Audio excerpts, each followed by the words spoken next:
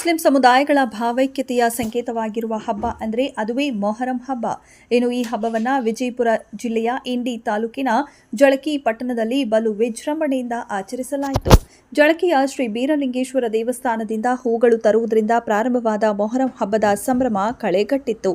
ಇನ್ನು ಊರ ಗೌಡರಾದ ಶಶಿಗೌಡ ಶ್ರೀಮಂತಗೌಡ ಪಾಟೀಲ್ ಅವರು ಮನೆಯಿಂದ ವಾದ್ಯವಾಲಗಳೊಂದಿಗೆ ಹೂ ಬರುವುದು, ನಂತರ ದೇವಸ್ಥಾನದ ಪೂಜಾರಿಗಳು ಹಾಗೂ ದರ್ಗಾದ ಮುಲ್ಲಾ ಸಾಹೇಬರು ಪೂಜೆ ಸಲ್ಲಿಸಿದ ನಂತರ ಹೂವನ್ನ ಹೊತ್ತು ಪ್ರಮುಖ ಬೀದಿಗಳಿಂದ ಹಾದು ದರ್ಗಾ ತಲುಪಿ ನಂತರದಲ್ಲಿ ನಡೆದ ಹೂ ಮುಡಿಸುವ ಕಾರ್ಯಕ್ರಮವಂತೂ ಭಕ್ತಿ ಭಾವದಿಂದ ಮೇಳೈಸಿತು.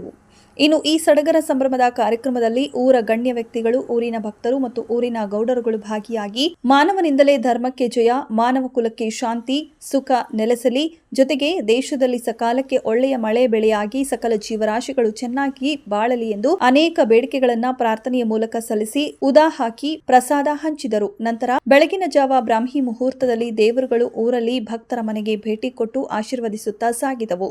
ಇನ್ನು ಊರಿನ ಎಲ್ಲಾ ದೇವಸ್ಥಾನಗಳಲ್ಲಿ ವಿಶೇಷವಾದ ಪೂಜೆ ಜರುಗಿದವು.